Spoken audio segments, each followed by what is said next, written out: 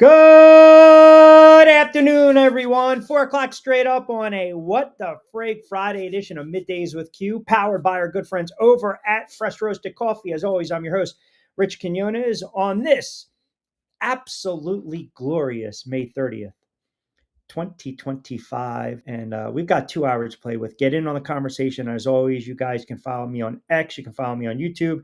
You can follow me on multiple platforms that we will get into. But as I mentioned, an absolutely breathtaking Friday edition of What the Frig Friday on a forget about it. There's not going to be any man up portion of the show today. No. We got a busy show. We will dive into a lot of what's going on in the NFL, waiting to see if there's a little more clarity, if it's going to be a done deal between the 49ers and the Philadelphia Eagles with a pending trade for defensive end Bryce Huff. But we will start where many of you decided yesterday that you were just going to take the ball and run with it. You were going to use the fact that I was trying to be honest. And that's all I try to be. All I try to be is honest on the air. That's all we can ask for. That's all we can ask for when we're honest, right? And that's you want clarity. You just want to be fair. And yesterday, I felt that you guys, the listening audience, thought maybe I was trying to do some type of reverse mush tactic, whatever you want to call it. I mean, you guys think I was trying to, dive into the bag of tricks, right? You guys thought I was trying to dive in this bag of tricks yesterday when it came to the Knicks. Now, I told you yesterday, I stated my case. I told you exactly why I thought the Knicks were going to lose. But then I also, to be fair, gave you the potential path for victory. Brunson's got to take over. Cat's got to be solid. They need to slow the pace. They need to keep Indiana. What was the number I gave you? Under 100 points. I kept saying it. I was hammering it home last night. Under 100, under 100, under 100. That's fair. You have to be fair now. You have to give me credit where credit is due in that regard. So last night, as the game starts to unfold, and they're swinging punches left and right, and the Knicks are playing, pretty good type of start to the game. Yeah, man, I'll give you first crack, brother. I'll give you first crack. Yeah, here we go, and it is indeed a glorious day. It is. It's a gorgeous Friday. It's gorgeous Friday. And I can I can say this. I'm watching this game unfold last night, and I never ever felt secure. I didn't. I never felt that the Knicks were going to win the game. A game they ultimately won 111-94, and they kept it again under the number that I told you, under 100 points. Brunson is Brunson. Here's the difference. When we start to look at the star power in the NBA, all jokes aside, we were, we want to sit there and say Halliburton's a star and he's trending up. And we look at performances. And a lot of times, like in baseball, a pitcher is only as good as the last time he was out on the mound, the last time he took the ball. Well, if you go by that rationale and you look at Halliburton coming off a ridiculous sick triple-double, one of the greatest playoff games that you ever see without any turnovers, how do you explain last night shooting the ball just 7 times? I mean, to me, that's unacceptable. That's unacceptable. If you want to be a star in this league, you cannot just settle for 7 jumpers. You can't settle for going to the rim a couple times. You have to actually be a lot more aggressive in your approach, even if the shot's not falling at times. And again, I think maybe we were a little too quick to jump and say or sit there and say that Halliburton's going to be the star in the NBA. Brunson showed you exactly why he's a star, period. But I never felt comfortable last night. I never felt comfortable last night, even when the Knicks were up by 20 and I had my buddies texting me. Annoying as hell, texting me. Tell me the game's over. Tell me the game's over. It wasn't over. It just wasn't. Even when the lead was, shriveled down to 16, down to 14. I never felt secure watching the game. It was not an enjoyable experience. In fact, I was more annoyed after the game. I don't know. Explain that to me. They get the win, but yet I was annoyed. I was annoyed by the win. I wasn't overly confident. I didn't sit there last night and say, "Man, this is a really great win by the New York Knicks." I just didn't feel that. I felt every possession they had to hang on, and it was giving me anxiety. Every possession they had to hang on. It was like, for me, it was almost like we call it a make or miss type of league, and that's what we saw last night. I was going nuts with Cat. I told you guys yesterday when I was going off the air. Think of me every time Karl Anthony Towns gets in foul trouble, and think of me every time Karl Anthony Towns shoots a friggin' ill-advised three. Because last night, I couldn't take it anymore. Just stop already. It got to the point where I just, again, I could not take it anymore with this nonsense. And as much as you guys want to sit there and tell me the game was over midway through the third, it wasn't, even when Brunson hit that 4-point play. But this is what you have now in the NBA. You have a situation in the Eastern Conference Finals where the Knicks showed you a lot of moxie. They showed you a lot of guts. They showed you heart. I didn't think the Knicks were going to get off the mat. I didn't. And I think they kind of exposed Indiana a little bit, because when you have Towns on the low block and you're feeding him and you're letting him cook, he can basically dominate a game and take over. And that's exactly what he did. Now, again, plus 26 on the floor.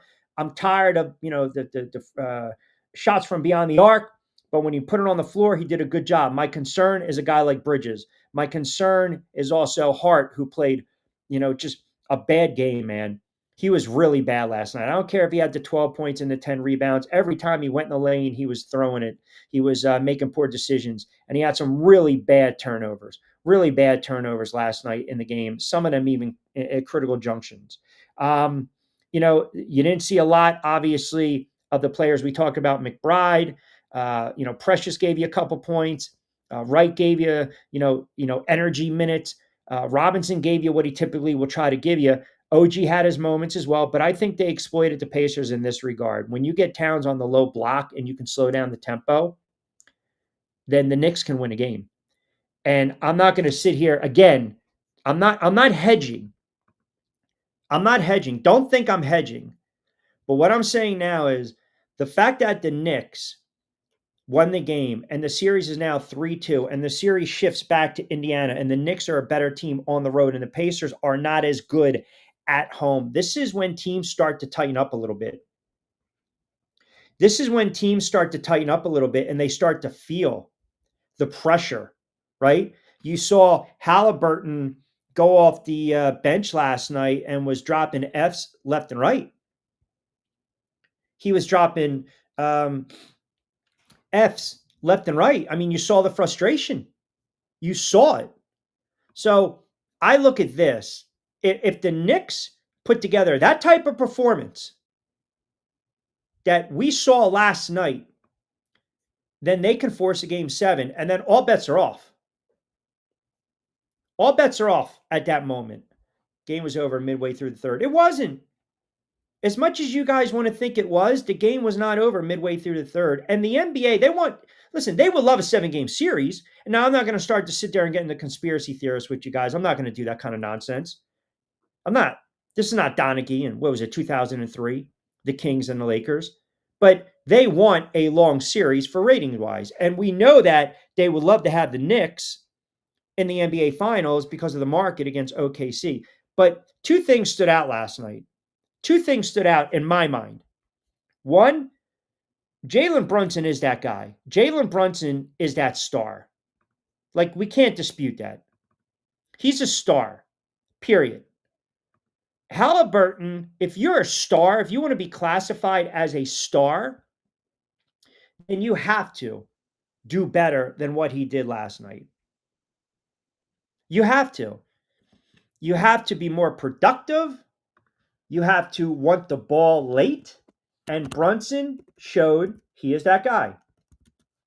And I'm telling you right now, I'm not sold entirely on Tyrese. I'm not. You have to want the ball in crunch time. You have to want the ball late. You have to want the ball in the fourth quarter. If your shot's not falling, figure out a way to get to the line. Figure out a way to contribute. Figure out a way to manufacture points. And I think what the Knicks did last night, I think they exposed the Pacers. I think they exposed them. Now, again, am I happy they won? Absolutely. Absolutely. Was I nervous? Yeah. You want to call me a negative Nelly? You want to call me a nervous Nelly? That's fine. Did I pick the Knicks to win? No, I didn't. Now, if you want to say that's sacrilege, whatever. I just didn't think they were going to win last night. I thought Indiana was going to go in, and I thought Indiana was going to close it out. And now all of a sudden, Saturday in Indiana, if the Knicks are hanging around with that alligator blood in that fourth quarter, and Brunson starts to go off, and Cat's not in foul trouble. I mean, thank you, Charles Barkley and Shaq, for asking him after the game. You know, what the hell are you doing? These dumb, stupid fouls. Even Van Gundy brought it up going in. I think it was the third. You know, you don't need to have him, or maybe the second quarter. You don't need to have him out on the floor with point something to go. You just don't. And I'm sitting there saying to myself, I agree. I agree 100%. To pick up another foul, that's absolutely, it's absurd. Now, he did it, but I think Brunson is the guy and Halliburton is not that guy. And I think they got exposed last night, the Pacers. Now, they might prove me wrong tomorrow and close out the series. They might prove me wrong. And I had a couple of people already asked me, you want to get blown out last night? You want to lose a white knuckler, a nail biter in a game seven? Get me to game seven. Get me to game seven. I'll sign up for that again in a minute. In a minute. That's the only way. Get me to a game seven. And I'm good. Anything can happen. I'll roll the dice with the Knicks in a game seven. I will. I know what history shows. I've been there, done it. I've experienced it as a Knicks fan. But every team knows once you have a team on the mat, and the Knicks, they couldn't get that knockout punch last night. That was the other issue. They couldn't get that knockout punch. Indiana went to the line 29 times last night. The Knicks got to the line just 20. If watching the Knicks offense, there's still no rhyme or reason. You saw again when Brunson's on the bench. Brunson's a great player, but the offense at times ran a little more smoothly, and then Brunson took over. He makes these unbelievable shots. He creates in space, the footwork, the jumper, everything, trying to draw the contact, everything. We know what he does in the fourth quarter. But even then, I never felt safe and secure with the lead, because this is the NBA. Every team in the NBA goes on runs. They just could not knock the Pacers out. They couldn't. And the Pacers just kept coming. And when the Knicks slowed it down a little bit and they figured out, hey, we can run this half-court offense through Towns, that's when they started to expose the Indiana Pacers. And if you go back to that third quarter, again, they're up by, I think, 14. They got a nice little lead. And then late in the quarter, this is where you're starting to get a little nervous, because we see it in the NBA. We see it all the time in the NBA. You're just trying to get out of the quarter unscathed. You're trying to get out of the quarter unscathed. And, it's sitting there 15, 16, and then boom, Brunson enters late and Towns enters, and the Knicks go in up 17. I still never felt confident in that game, because I've seen what Indiana can do, and I've seen what the Knicks have done. And the other thing that bothers me is, Thibodeau again with these starters, the original five, the core five, if you will. I mean, every time they're out on the floor, you're up 14, and Indiana goes on a 9-2 run. They have no answers for Siakam. The kid Walker was making shots left and right. And then 96-84 with 8.5 to go, I said, oh my God, here we go. Here we go. And then I thought the big bucket, Hart had the driving layup, pushed the lead back to 14. They got a turnover, Hart again, and it pushed it up to 16 with about 6 to go. I felt a little more confident, and then Bridges had that 2-point bunny, and then all of a sudden it's an 18-point lead with around 5 and some change. I was able to kind of take a breath. After that, because I felt that, okay, they're going to win this game. They're going to win this game. And it just begs that question, right? It still begs that question. When you think about who's the man and who's not the man, and we know it's Brunson, and I'm questioning if it really is Halliburton. All right, let me get to some of these. Let me get to some of these tweets. Let me get to some of these messages. Scotty C. In Ocean chimes in. Q was a great game. I never panic like you panic, but you're right. It's hard to actually enjoy these games when you always think the Knicks are going to blow it. I believe that the Knicks win Saturday night. They're coming back to the Garden for a little garden party, and they're closing it out in Game 7. Perhaps. Matty G listening in Newcastle, Delaware. Big time Knicks fan. Q, I was just getting so frustrated last night watching Karl Anthony Towns. And you're right. I'm so glad TNT mentioned him. These fouls, these turnovers are so stupid. They're so lazy. They're so lackluster. I don't understand it. How are you such a great player and you flop and turn the ball over at an alarming rate? That's what you get with Towns. That's what you get with Towns. That is what you get with Karl Anthony Towns, period. That's the rub. That's the good and the bad. That's like having that great quarterback that's a riverboat gambler that might throw a couple picks, and then late in the game, he's going to go 80 yards and he's going to shove it in the back of the end zone. That's just where you're at. I mean, I get frustrated. Look, I think he's a nice kid. He seems like a nice kid. He seems like a well-spoken, nice kid, right? New Jersey kid. You want to root for him, you want to cheer for him, but I don't understand sometimes these fouls. I mean, they're just not bad. They're and I don't like to use the word stupid, but they're dumb fouls. I mean, they just don't make any sense. And the way the officials are going to call these games now. You know how the officials have been calling these games. And yeah, there are certainly some calls in that game that could have went a couple different ways. I think the series, it's been a little sporadic when it comes to the officiating, but the flopping, the offensive charge, those are bad fouls. Those are bad fouls. D in AC chimes in. Always good to hear from Damon. They had them game 1. Picked them last night. The bottom line was Indiana 43 points in the first. In game 4 last night, they had 38 with 2 minutes in the second quarter. Yep. That's an excellent point. And that was the number I said yesterday on the air. And I thank you for pointing that out. I said yesterday on the air, they have to keep this game. They have to keep Indiana under 90-something points. If they're actually under 100 points, pardon me, let me be accurate. If they keep Indiana under 100 points, then they have a really good opportunity of winning this game. You have to slow down Siakam. You can't let Halliburton go off. Even the bench. I mean, how about McConnell? What TJ McConnell, what a little gnat. I think made one bucket and then he turns around, he's going down the sidelines and he's giving it to Celebrity Row. Get out of here, you little gnat. And here's an unpopular opinion. Here's a very unpopular opinion. This is not a cold take. This is not a hot take. But as much as I can't stand Reggie Miller, and I can't stand Reggie Miller because he broke my heart 1,000 times growing up a Knicks fan.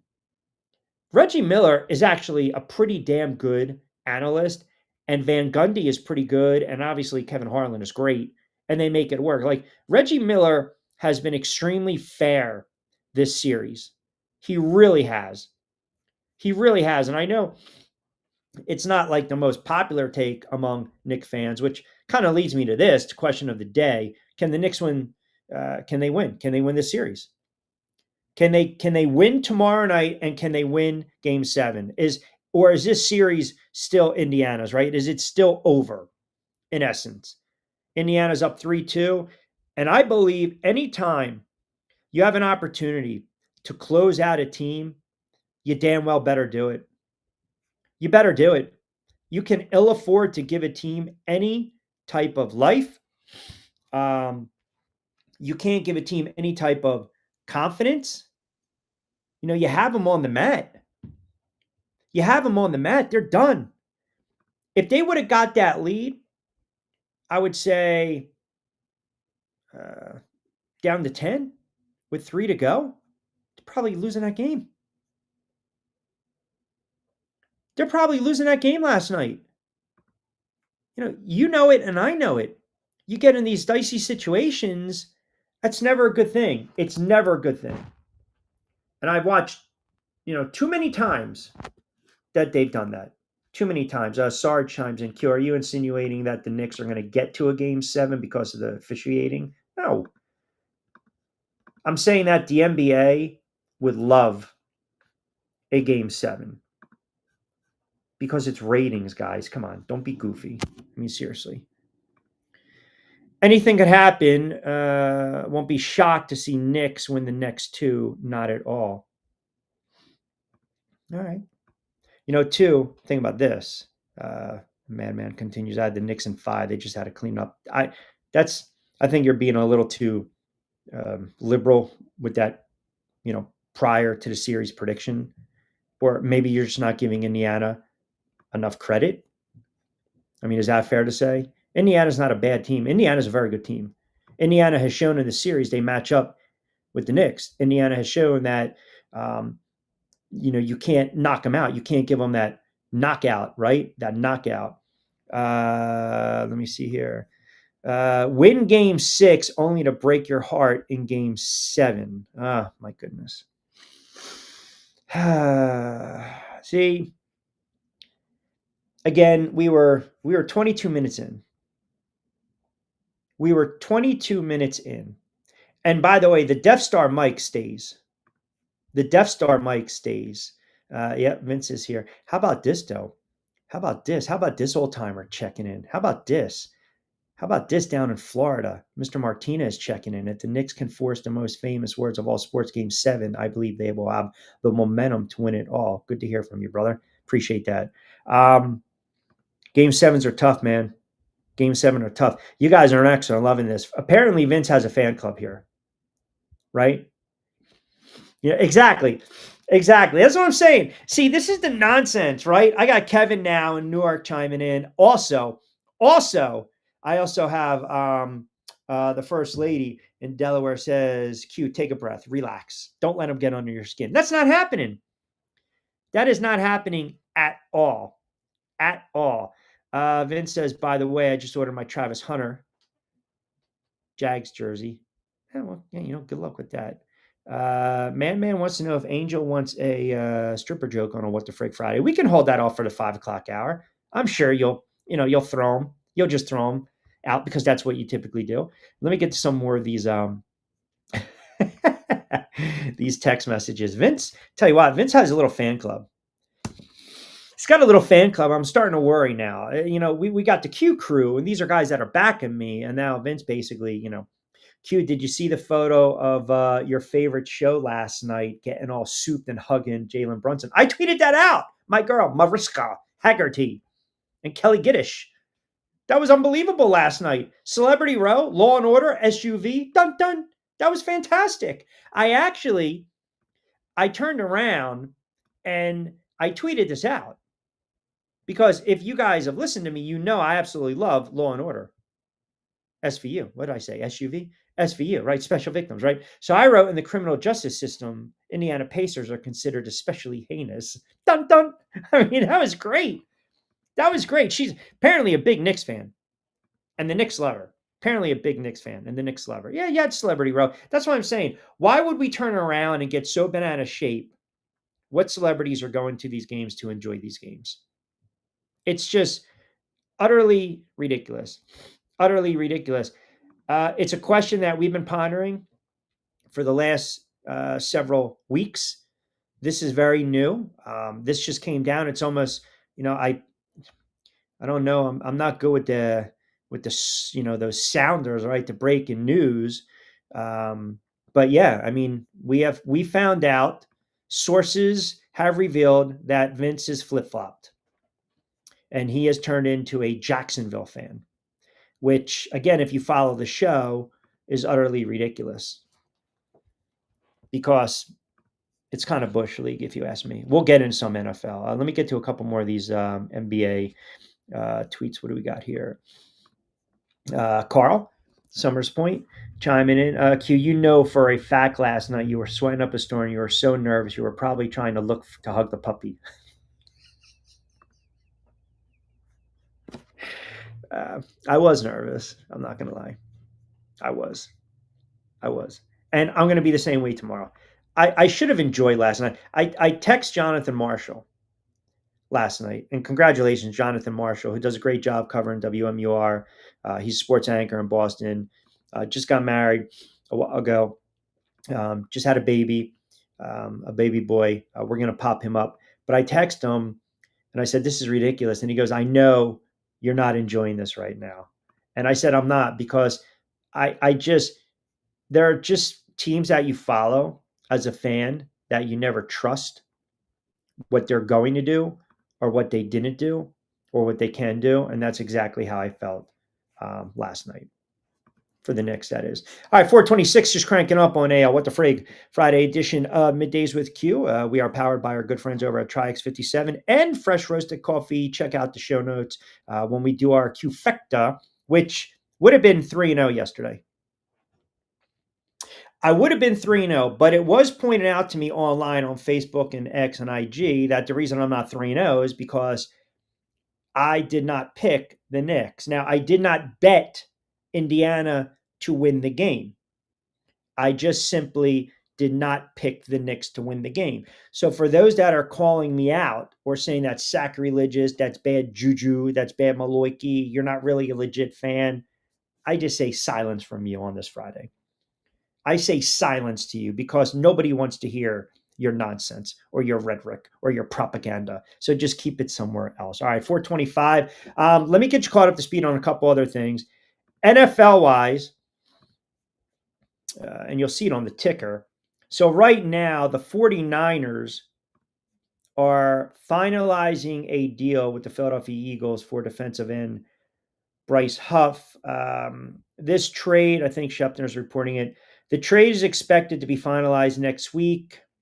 Everyone has to wait for the calendar to turn June, so it will include a restructured contract for Huff. He'll make about $16.75 million in fully guaranteed money in 2025. Here's the interesting part of this: the Eagles will take on about $10 million in salary. So the Niners are going to handle the remaining $7.9 million this season once the deal is complete. And it looks like the 49ers are going to send a middle round draft pick to the Eagles for Huff. He's going to be reunited. I mean, look, he was drafted by the Jets, so he's going to be reunited with Robert Saleh, who's now the defensive coordinator with San Francisco. I don't think this kid has played to his potential, but I will say this: you can never have enough depth from that position. You can't, right? Let's see. Q-Facto would have been perfect if you didn't bet against your own team. But see, again, that's where you're not accurate. I mean, what are you doing on What the Frig Friday, man? You watching Fox? You want, fair and balanced? What are we doing? I didn't bet against the Knicks. I didn't do that. On my pick segment, I laid up last night. I didn't back my play on that game. On the air, I gave you 3 picks. I gave you 2 out of 3 winners. The third was a POFA because I said the Pacers were going to win, take the Pacers and the points. I did not leave any type of shekel, coin, rupee, peso, any type of dinero, nothing. Nada, zilch, niet, nothing on that game last night. So again, take it for what it's worth. That's what I thought. And you should respect that. You should respect that a diehard fan was objective. That's the problem. We don't have any type of objectivity. We don't. We don't. And apparently people listening to the show for years, because now they're suggesting that what I did last night was the reverse mush tactic. And that's absurd. I didn't do that either. What I did is gave you my path to a win for the Knicks and my path to a win for the Indiana Pacers. And obviously, the Knicks played well last night. Now they got an opportunity to really do some damage. If they go on the road and they beat Indiana, you're going to tell me right now, any fan of any team that's up 3-0, up 3-1, and you let the opposition, again, crawl back in there and push the series to 6, And then 7, anything can happen. D says it all depends on keeping them low and scoring and Cat staying on the floor.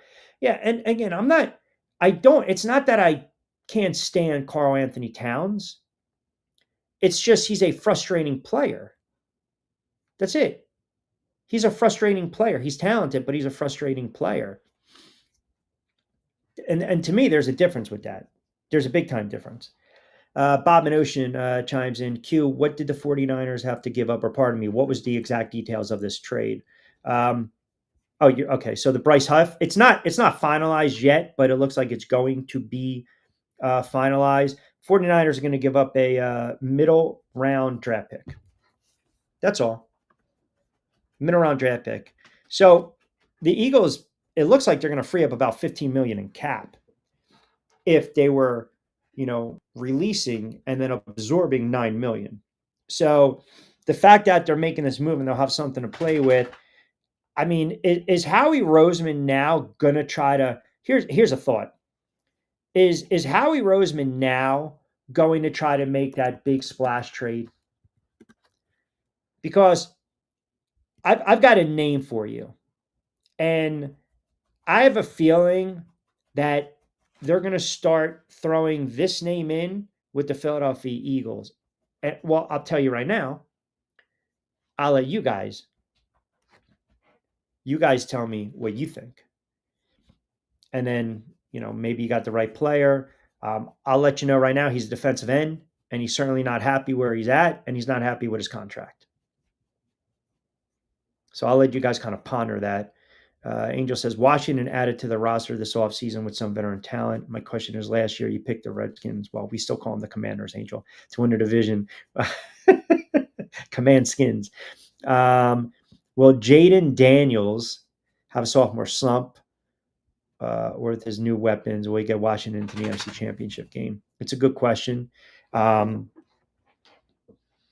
I still think Washington is going to be a very good team. I also think Washington is going to be a team that's going to contend the most in the NFC with the Philadelphia Eagles. That's how high I am. And Jovan, of course, he nailed it. Trey Hendrickson.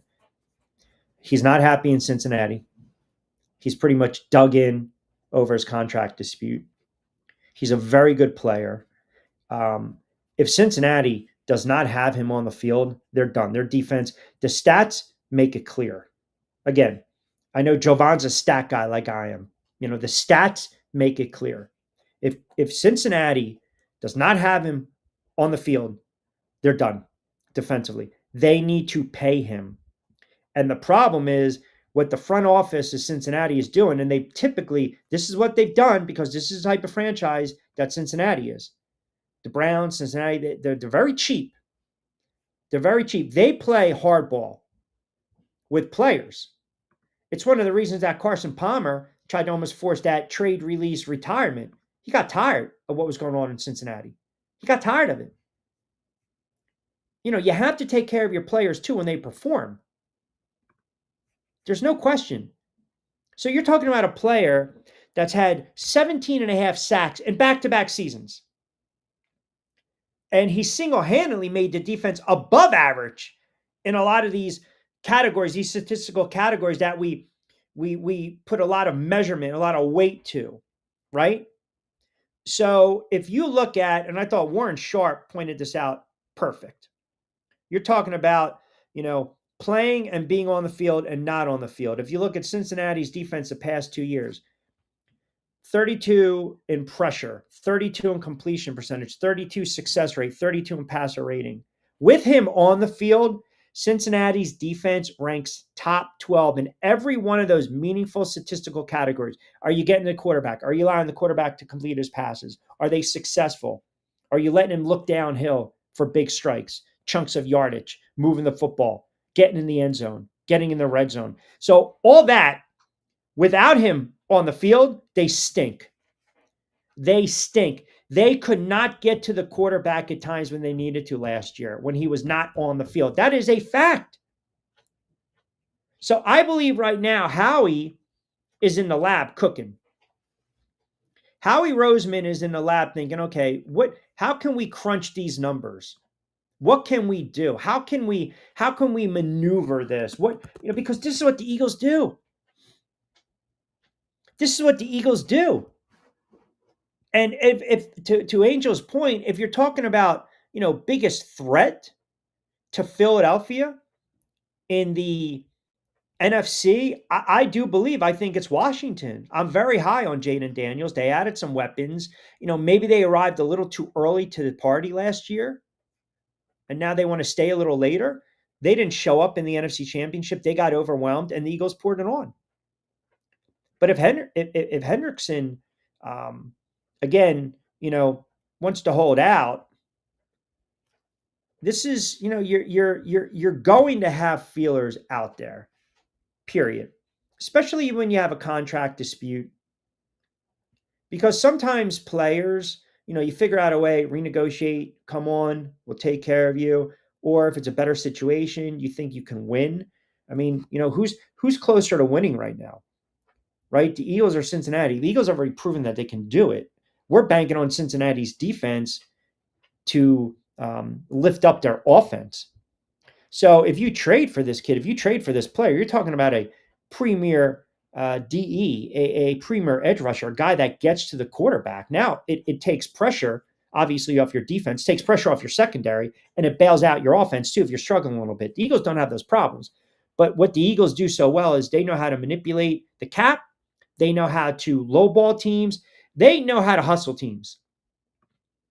They do. The Philadelphia Eagles know how to hustle teams. The Philadelphia Eagles can sit there, and again, that's how he does that. I mean, Howie's that guy, old school, that if you're wearing white gloves, he's going to sell you packs of ketchup. You're going to take them and you're going to run with them. You love it. You don't care about the white gloves. So any teams out there would love to have a player like this because he's a great player. Now, I'll give you a couple teams that might also be in the running here. Detroit. Because if we believe Detroit is a legit Super Bowl threat or a legit NFC threat, what did Detroit lose? They lost both their coordinators in January. But they believe, hey, listen, we pair him with Hutchinson coming off that injury, and now you can arguably have the best defensive line in football. Now, can they afford to pay both? Yeah, I think they can. And that will actually make it pretty more appealing, knowing that, hey, you're going to a contender now in the NFC. You don't have to go through the gauntlet in the AFC. So again, you're probably looking at second, third round pick. And then, as Angel mentioned, Washington, yes. I think the Washington Commanders can be a sneaky team when it comes to this because, what if they sit there and say, hey, we'll give you next year's first round pick? Give me mid round pick back for my troubles. They need a pass rusher. They need an ace pass rusher. And then there's the Eagles, and we know that you got one of the best defensive lines in football. And I'm telling you right now, if they make this move, it's going to be like, you got to be kidding me already. Come on, Howie. Right?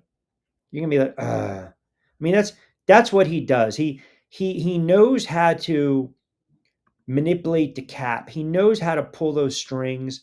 He's well respected. He's cultivated his contacts. And a lot of times what happens is now the joke is when you see that 215 number, that Philly area code, they don't even want to pick up. They don't even want to pick up because they know they might get fleeced. They might get fleeced. Green Bay could be a team in the mix. I heard some rumors in New England. I'm not seeing it. I'm not buying that at all. I think if you've got a legit opportunity to run through the NFC and you've got a legit opportunity to take a dominant premier pass rusher out of the AFC, and stick him on your team, you've got the edge now. You've got the edge. So I believe it's a name worth watching. That's just my thought on that. 440. Vince chimes in. Better odds to land Kirk Cousins. Saints, Steelers, or stay in Atlanta. I think the Saints should definitely trade for him. The way he handled the Penix situation last year was perfect. Can be the bridge to Tyler Schoen. Kirk Cousins is very interesting. I mean, Kirk Cousins he's in the Hall of Fame when it comes to negotiations. Now, would he retire? Now, I'll throw this in for those former Steelers fans. I think everyone believes, or they're so adamant thinking, that Aaron Rodgers is going to sign with the Pittsburgh Steelers. You know, if you're a Steelers fan, or maybe you were a Steelers fan that might be watching today, what quarterback would you be more comfortable with, Aaron Rodgers or Kirk Cousins? That contract that they gave him was utterly ridiculous. And then they go out and they drafted Michael Penix. You know, the number to look is post June 1st. The number to look is, again, post June 1st. That is a major, just dial it in. Dial it in, because you got Kirk Cousins, you got TJ Watt, right? These guys are skipping voluntary work, right? They're trying to facilitate some type of action from these squads, get something done. We got some free agency. You got names out there that you're going to watch. And again, a couple people have asked last week, hey, talk a little bit about this. I had a couple people hit me up on Facebook, what really is post June 1st period. So in layman's terms, players at that, they're more likely to become expendable, right? Because if I'm a GM of these teams we always talk about, let's say I'm Joe Shane, I'm a GM of the Giants, and I'm looking at the numbers and I'm looking at the roster, and I'm kind of going through, I'm kind of scaling it down, and I'm looking at that June 1st. I'm like, okay, where can I save money? Can I cut this player? Can I release this veteran? Can I maneuver? Can I try to make this work? Post June 1st period is exactly what it sounds like. It's the point of the NFL offseason. The calendar advances past June, and boom, you got player contracts are structured in a way that I can basically cut ties with you after June 1st. That's the devil's in the details. And that's pretty much what it is. So it makes it technically, it makes it more likely for the player to either be retained during the early stages of the offseason, which we're into, or I turn around and there's all this roster movement and I decide, no, you know what? I need flexibility. I need to put some money back in my pocket. I need to save a little bit. I need to cut costs. I need to trim the fat off a couple bills and expenses in the house. Boom. Now I got that flexibility. I can cut you. And that's pretty much what it is. That's pretty much what it is. And a lot of times fans get so excited when these players are cut, because they're like, oh my God, you got to grab him. I can't believe they just cut him. Got to grab him. He's got something left in the tank. More times than not, you're never really going to get that, that hidden diamond in the rough from a guy that you cut, because it's probably a aging veteran. And maybe you're hoping he can come in and give you a little something for a season or two. But more times than not, no, we call them the cap casualties. The cap casualties. And there are a lot of names out there that, Cousins was a no-show, voluntary OTAs. And he's the latest of veteran quarterbacks that are looking for a fresh start. And the problem is he got benched last year. What's amazing is that the contract that the Falcons wrote up for him, hell of a job to his agent, but he signed a $180 million contract. $180 million contract. They must have known something when they drafted that kid. So they can save $27, $28 million if they trade Cousins after June 1st, where and I want to pull it up and be accurate. I believe where pre-June deal would pretty much save them right around $3 million. So again, the risk to reward, you cut him, then you're losing $10 million after June 1st.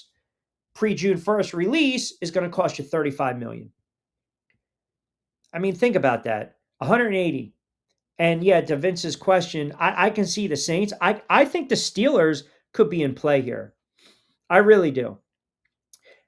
Aaron Rodgers, if Aaron Rodgers wanted to sign with the Steelers, Aaron Rodgers would have signed with the Steelers right now. It would have been done. It would have been done. There's all this hoo-haing back and forth, let me flirt with you, let me whisper in your ear some sweet nothings, a little pillow talk here and there. I mean, it's just after a while, you have to decide what you're going to do, fish or cut bait. And for the Pittsburgh Steelers, if Aaron Rodgers decides I'm going to retire, the Steelers are screwed. They are screwed. And you had this long off season, and you decide you're going to let two of your quarterbacks walk because you only had Russell Wilson and Justin Fields. You only locked them up for 1 year. So Russell Wilson goes to New York, let him marinate a little bit, and Fields is apparently impressing all the Jets now. They think he's going to have a monster season. What I don't know. You got that mini camp coming up, and you're waiting for this deadline. You're waiting for Aaron Rodgers to make a decision. Aaron Rodgers is not that guy anymore. He's not that guy anymore. So the Pittsburgh Steelers are just sitting there waiting on Rodgers. That's utterly ridiculous. Like, move on. Move on. You had an opportunity several times to draft Sanders. You didn't. And now you're going to be left in the lurch with no quarterback. I mean, to me, that's not how you run a franchise. And I'm talking about a stable franchise in the Pittsburgh Steelers from a head coaching standpoint, but not so much over the last several years when it comes to that quarterback situation. And again, Rodgers, he plays these games. He plays these games. And shame on you if you're going to play the game back with him. Shame on you if you're going to play the game back with him.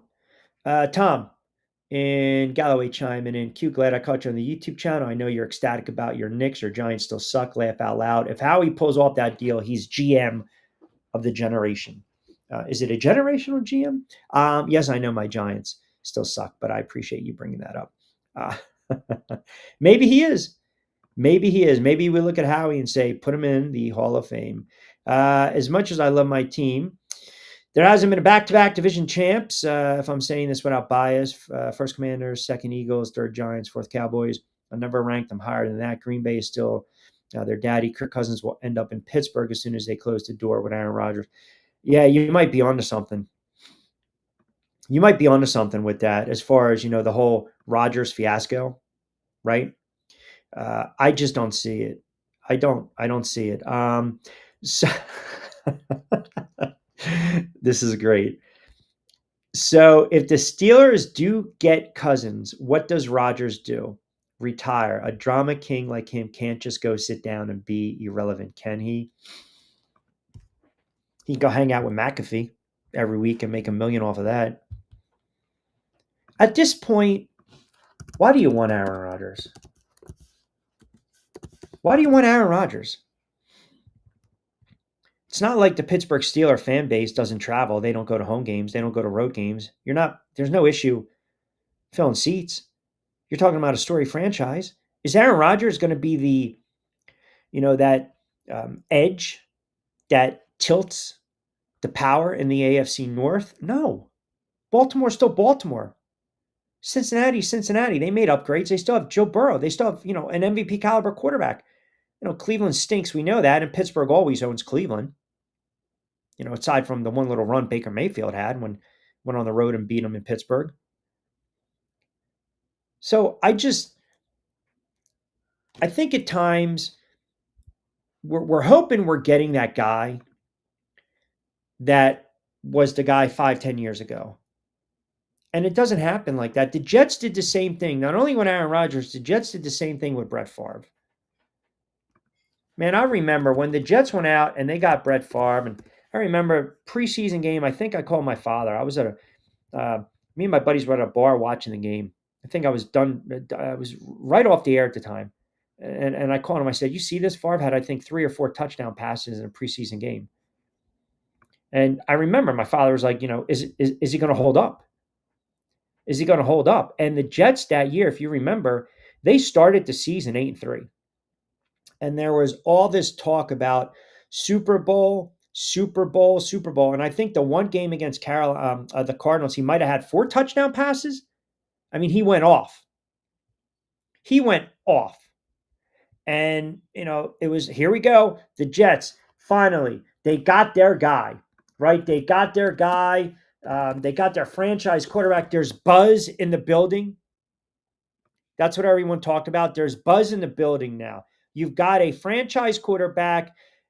He's a guy. He's 39, but we know we can ride it out for the next couple seasons. And Favre also showed you at the time he had a little bit left in the tank because he took Minnesota to the NFC Championship the next season, threw for over 4,000 yards. So that year he goes 9-7 with the Jets, and they were 8-3. And I think the big game that turned, everyone looked at the game, and I want to pull it up. So the Arizona game, yes, that's the game I was talking to. Thank you. You guys just actually tweeted at me and a couple guys on Facebook. Brett Favre in that game was, you guys are fantastic. Little screenshot for me. Thank you. 24-34. He threw 6 touchdowns in that game. And boom, here you go. They're 3-2. Then they're 3-3. Then they ripped off 5 or 6 in a row. They were 8-3. They had the big win against Tennessee. And if you remember that year, Tennessee's team, Tennessee that year was stacked. They were 13-3. They were a juggernaut in 2008. That was a monster team. Now they lost to the Ravens in the divisional round, but that Tennessee team was stacked, man. They were Chris Johnson was going nuts. They had White, the other running back. Obviously, we know about the quarterback situation. I mean, they were absolutely stacked as stacked can be. And the Jets beat them. And it was Super Bowl talk. And then Favre's arm, the elbow, the issues. And I think they dropped 4 out of the last 5, 5 out of the last 6. And then he won it out of New York. And I think that's the same thing that would happen if a team like the Steelers went and grabbed him. It's just not going to work out. QU just perfectly explained how I became a fan of Duval Jags. Oh, man. Did you say you got a Hunter jersey? That's very interesting. Good for you. Fast approaching the 5 o'clock hour. What does Angel say? Your thoughts on 49ers contract with Purdy? Worth it, even with his mid-slide this season. If the Niners come up short this season, will they finally let go Kyle Shanahan? Ooh. I had no problem with the Purdy contract. I mean, I think they're paying him for what he did and what they believe he can do. The Shanahan question is an interesting one because, as you know, we have 49ers fans that tune in. I think a lot of 49ers fans are waiting for the other shoe to drop with Shanahan. Like we always say, hot seat. That's what we say, hot seat. Who's on the hot seat? Who's on the hot seat? Who's on the hot seat? Now, does this contract, does the extension for Brock Purdy, does it make Kyle Shanahan's seat hotter? Like now it's all on Shanahan, right? And by the way, Shanahan's not the only head coach on the hot seat, but I believe if you're going to go to bat for the quarterback, i.e. Joe Shane, Daniel Jones, Brian Daboll, reluctantly, and you give them all that money and it blows up in your face, then yeah, by definition, you should be on the hot seat. By definition, absolutely, you should be on the hot seat. And Shanahan, I think Niners fans get very aggravated with Shanahan. So the 49ers had a disappointing 2024 season, right? Maybe it's a warm seat because they had a lot of injuries. A lot of their marquee, their star players, when you're losing running backs and tight ends and the quarterback's banged up and you're losing, all Pro Bowl caliber, Hall of Fame tackles, left tackle, you're going to suffer. They had a bad season. They were 6-11. They had bad losses. And I think what sticks in the 49ers crawl, to Angel's point, is you go to the Super Bowl, you come back and you have a 6-11 campaign. Now, it's not all on the head coach, whether you like his play calling or not, if you like him or not. It starts with the free agency, right? And the problem was they whiffed on all their free agents, right? I mean, that's, maybe Leonard Floyd. You'd have to really ask a diehard 49ers fan. And they kind of weakened the roster a little bit. They know that this is a big year for them. I think the window is closing. It's closing for the 49ers. Madman is a diehard 49ers fan. He still thinks that Montana was purposely throwing it to Dwight Clark when we know he is throwing it out of bounds. Shanahan is there for a long time. It will take something crazy for him to get fired. All right, so I'll ask you this. What if they implode? What if they win 4 games? What if they go 4-13? I mean, look around the NFC, man. I think when they're healthy, again, I would be contradicting myself. I said when this team is healthy and engaged and you've got all your horses running, I still think the 49ers can be a very good team in the NFC. Now we'll take the flip side of that to the commenter's question, right? Or comment or thought. If the 49ers somehow come out of the gate, I'm looking at their schedule. You go on the road, Seattle, tough spot. You give them a loss. On the road against the Saints, they come back, they get that win. I believe the Cardinals are going to be better. Let's just say let's argument's sake, by the time they play Tampa, that's 1, 2, 3, 4, 5, that's game 6. If they lose that game on the road and they're 2-4, and the offense is struggling, and you got players now sitting there saying, X, Y, and Z, do they fire Shanahan then? Would they make a move and get rid of Shanahan is what I'm asking you. That's what I'm asking you. 2020, they were 13-3. They were 13-3. I mean, they had a great season. They had a great season. That was a good team. That was a great team. The 49ers had an opportunity to win multiple Super Bowls under this regime. And I think that's probably why the fan is aggravated. So we're talking so you're going back 2019-20 calendar year, Madman, correct? That's the 13-3 season. I know what you're saying. The next season, 6-10. Yeah, but that's also coming off. I know what you're saying. Coming off 13-3. You had Salah. I get what you're saying. That's a fair point because they lost in the Super Bowl to Kansas City. Yeah, but I don't know. The more I think about it, you're 13-3. You lose a game. I mean, Garoppolo had the wide receiver, and his name escapes me, right? No. I'm right. I corrected myself. No. 13-3, because I was looking at 219, 220. That's what I was looking at, and I apologize.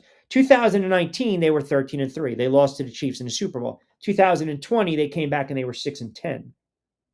But my argument to you is, okay, how much wiggle room do you give them? They followed out with a 10-7, then they were 13-4. Again, they had a great record. They had a great regular season, but they lost in the NFC Championship to the Philadelphia Eagles. I understand Purdy got banged up, but then you follow that back with 12-5. Okay, again, really nice, solid season, but you lost to the Chiefs in the Super Bowl. Point is, when do you say Shanahan's not going to get you over the hump? I guess that's my question. When do you sit there and say Shanahan is not that guy? He's just not that guy. Yes, 2019, 2020. I'm sorry. That's when I do the calendar. Correct. And I apologize for that. Eventually, you're going to have to decide if he's going to be the head coach going forward. But now it's all on him because he gave Brock Purdy, I know the GM, we know Lynch, we know ownership. They have confidence in Purdy. But Purdy's definitely going to be under the microscope. He's one of those quarterbacks that's going to be under a microscope this year. Trevor Lawrence is going to be under a microscope this year. 100%. 100%. Bold prediction: Sam Darnold leads the league in interceptions, gets benched by week 9, 10 at the latest. Man, you guys are already. I feel you guys are like elephants. You don't forget. You don't forget. So you're looking at my guy slinging Sammy Darnold, and right away you're thinking, all right, this guy's going to stink up the joint. He had a phenomenal. Come on, be fair. He had a phenomenal season last year. Nobody sat there except me. Except me. I didn't think he was going to have 4,000 yards, 36 touchdowns. But you guys are going by the playoff loss. That's exactly what you guys are doing. You know, the same old Sam Darnold. All right, yeah, he was leaking a little bit of oil. They had the Sunday night game. They had an opportunity for great seeding against Detroit. He didn't play particularly well. I get it. He didn't play well on the road against the Rams, who showed they have a much better defense than people give him credit for, Vince. I don't know why they hate on Sam Darnold. You would probably love to have him as a quarterback right now. When a better coach is available, that's the Niners take. 9-8 this year, but that's okay. 9-8, 9-8 with all your horses healthy, and you believe that's acceptable for the head coach to retain the head coach? You crazy? As a fan, you have to turn around and say it ain't working. As a fan, you got to turn around and say it's not working with this guy. 9-8, come on. I mean, you're setting the bar low. You're setting the bar low in that division. NFC West, I'm not entirely 100% sold on Seattle. The Rams defense, we know. I believe Arizona is ascending. I think the Cardinals are ascending. I think the Cardinals, I told you, I gave you 2 dark horse quarterbacks for MVP. I think Kyler Murray is going to have a big year. I think Bo Nix is poised to have a big year. I think people are still waiting for the other shoe to drop with Kyle Murray as well. You know, which version are we going to get? But you're telling me you're 9-8. Again, when they're healthy, man. When they're healthy. These are what do you guys call it? Pre-juice excuses? Excuses. So if the division is average, and you can sit there and tell me the starters you lost, where they impact players, if you go through all of them, because do you know what the win total for the 49ers is this year?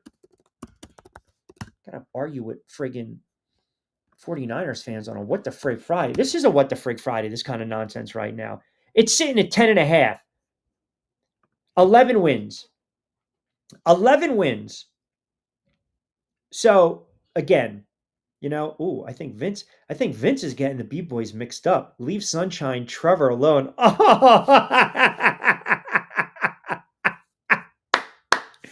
Wait a second. We got the weapons he needs. BTJ and whoa, whoa, whoa, whoa, whoa, whoa, whoa, whoa.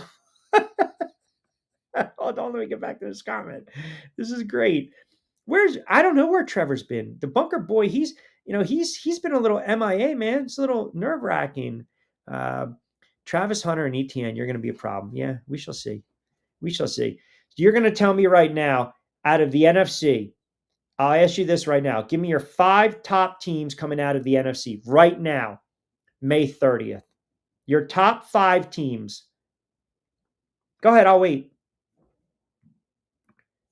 Matty Ice chimes in. Q, it's pretty simple. Eagles, Washington, Detroit, Green Bay, and wait for it, yes, if healthy, San Francisco. All right, that's what Matty says.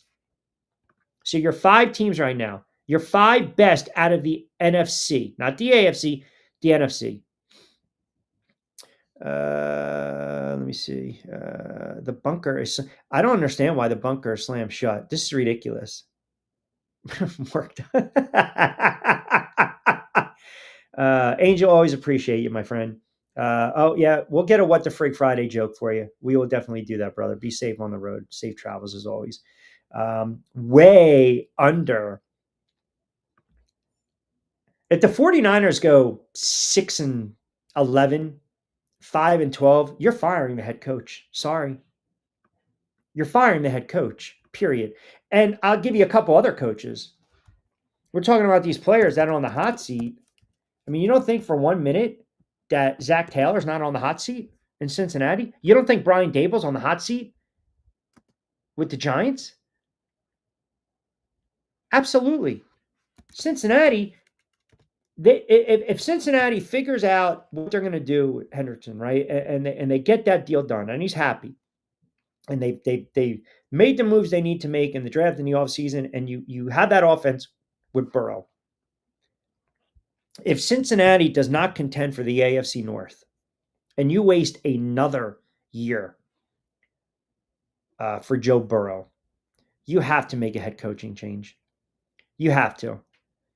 I mean, there's absolutely you can't have your quarterback go out there and throw for close to 5,000 yards, 43 touchdowns, and basically carry you to the finish line, and you can't make the playoffs because your defense sucks. You're wasting this kid's prime, flat out. Lions, Eagles, Washington, Green Bay, and the Rams. Lions, Eagles, Washington, Green Bay, and the Rams. No confidence in the young kid in Minnesota based on what Minnesota was able to do. So by that rationale, you have to give more credit to Sam Darnold last year.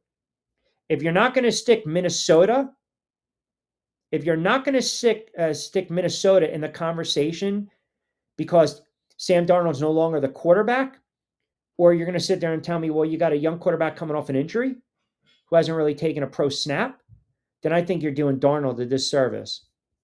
I think you're doing Darnold a disservice. That's just me. Eagle fan chimes in on XQ. Come on, you already know it. It's going to be Philly. It's going to be Washington. It's going to be Detroit. It's going to be Green Bay. And I'm going to throw out the wild card. I agree with you. It's going to be Arizona. I haven't heard Tampa. I haven't heard Seattle. I haven't heard Minnesota. Washington and the Eagles. Detroit. That's probably your 1, 2, 3. And then I look at the NFC West being competitive, but I can still see the 40. I can see any team coming out of the NFC West. I can see Arizona winning division, San Fran winning division, the Rams winning the division, and Seattle winning the division. I can see that. I can see that happening. Successful as Buffalo has been, McDermott is also on the hot seat. Facts. I thought they should have got rid of McDermott 2 seasons ago. 2 seasons ago. That's what I thought. You can't have that much talent. Eventually, you got to be able to get over the hump. You have to. I mean, look around the NFL. I mean, perfect. And I know it's apples and oranges. In the NBA, you have these, back in the day when you get those 5-game series, you get the 7-game series. You eventually have to get past your enemy, your rival. And if you're lucky, you have 7 games to get it done. NFL is a different animal. But there are teams right now in the NFL and there are head coaches who they just can't figure out, other teams. Seattle always gives San Francisco fits. Those were always matchups back in the day. The Eagles have owned the Giants. The Giants have owned Washington, not until late. Dallas has owned the Giants.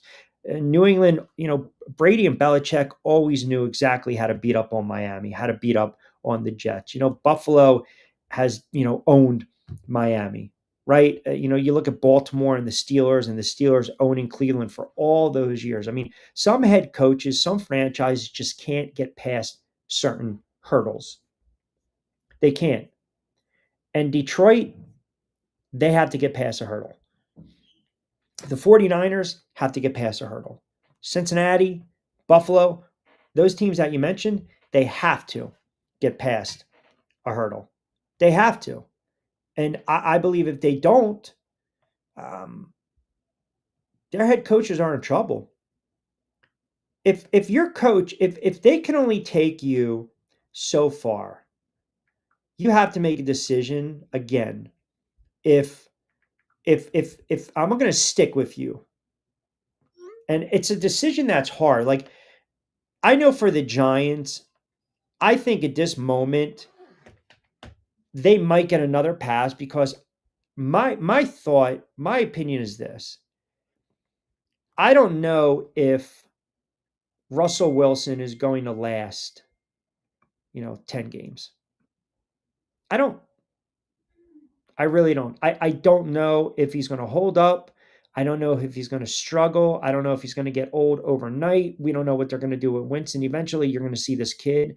And if they struggle again, you've got a head coach and a GM that are coming into a season where they finally drafted their guy, but they might not last past his season. Like that's a bad spot to be in. That is a bad spot to be in. You're a lame duck. Like there's no security. So if Mara turns around, the Giants struggle, and I believe the Giants are going to have a very long season. I laid out their schedule. I don't see many wins on their schedule. I don't. Greg, I'll get to your comment on the Giants in a second. I just don't see a lot of wins. So what do you do now? Do you chalk it up to, well, we got our quarterback. He's going to sit. He's got some reps. I'll give you one more year. And that's not fair to the fan base.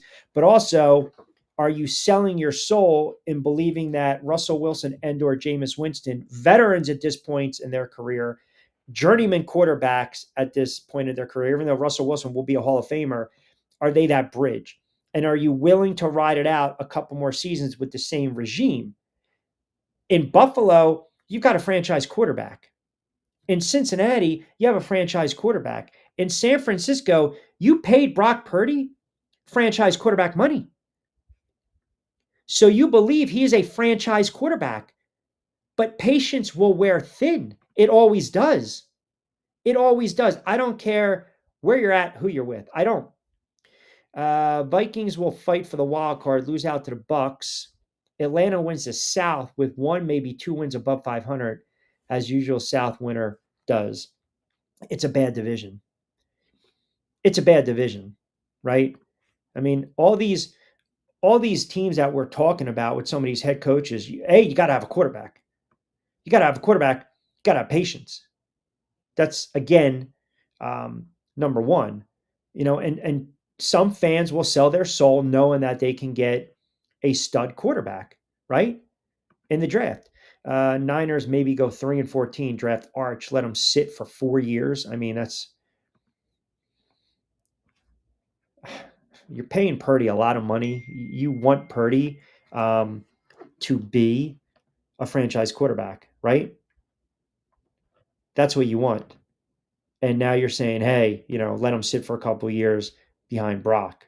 I mean, um, I can't, again, I think you're jumping a gun. Let's see how it plays out. I don't think the 49ers will be as bad as you think they will be. I think the 49ers still understand where they're at. They know the division. They have familiarity, obviously, with the division. All I'm saying is if you pay the quarterback that type of money, if you pay him that type of money and the head coach goes to bat for him, he's got to produce. And if he doesn't, the coach is going to lose his job. If they go 10-7 and get bounced in the first round and he plays very well this season, Shanahan comes back. If they go 6-11 and Brock Purdy struggles a little bit, then guess what? They're going to fire Shanahan. They're going to. They're going to. And who knows? Maybe they make a run at Belichick. 49ers have drafted one or two youths that can make an immediate impact, so I'm happy. Two youths or one youth? Two or one? Joey B, if Russell Wilson is the starter, might as well just watch Scramble Porn for 2025. I mean, on a Sunday, Joey B? Got to get you a better hobby than that, my friend. Russell Wilson is a starter for the Giants. He's going to start week 1. Sorry, he is. I mean, that's it. He's taking first team reps. So when the Giants go on the road and they get smoked 35-6 against the Commanders, and he goes 18 of 35 or $165, when I come on the air Monday and say, that's it, I'm done, don't get on me after one game. Don't get on me in one game. Russell Wilson's going to start. I'll actually do you one better. I'll tell you when Russell Wilson's going to get benched. Because that's how confident that this experiment, again, is not working. It's not working. It's not going to work, right? Arch Manning to Indy. Peyton will be the president GM there. That's not a bad little thought. I really think Dart is going to be something special. New York seems like a mature kid and won't rattle any cages off the field with nonsense. Agree, but you still got to play on Sunday, brother. You still got to perform. You still have to perform. And, they got so enamored with Daniel Jones, who really didn't show much in college because Daniel Jones, to your comment, now follow me, was mature, didn't rattle cages, was a soft talking leader. Um, all shucks, kind of like the previous quarterback, number 10. And they were like, okay, are we going to get the same guy? I mean, hell, if you got half of what Eli was, Daniel Jones would still be on the roster right now, the starter for the Giants. So I need to see what this kid's going to do. I know the argument I've heard from Giant fans and Kevin and Joey D and actually Joe D in Philly, who's a Giants fan, chiming in, and Greg chiming in, all the same sentiment. I'll get to the comments in a minute, but why do you draft a kid and then turn around and sign two veterans like that? I don't have the answer to that. I don't understand the rhyme or reason. I mean, obviously, if this kid's going to be third on the depth chart, you're taking reps away from him. Who knows what the Giants do with Jameis Winston? Who knows? I mean, Jameis Winston is not going to start for the Giants. He's not. Now, again, could the Giants turn around? They signed Jameis Winston with the thought you're going to compete for the starting job. Now, it seems to me if there are teams out there that are really desperate, i.e., a team like the Saints or the Steelers. What's to say the Giants just don't dangle Jameis Winston? If you believe Russell Wilson, after 6, 7, 8, 9 games, struggles, and all of a sudden no one's showing up to MetLife, you got the crappy weather again, late November, the season's over by Halloween, bad weather, November, December. You want to give the fan base something to cheer about. That's when you see the kid. Now, you do that if the kid's second in the depth chart getting reps. In order to do that, you're probably going to have to jettison Jameis Winston. So with that being said, why don't you talk to these aforementioned teams that we mentioned, these teams that need a quarterback? I mean, hell, he's familiar with the Saints. If anything, it'd be fun with the offense. He's going to throw it. Would he cause Mike Tomlin to go nuts? Right?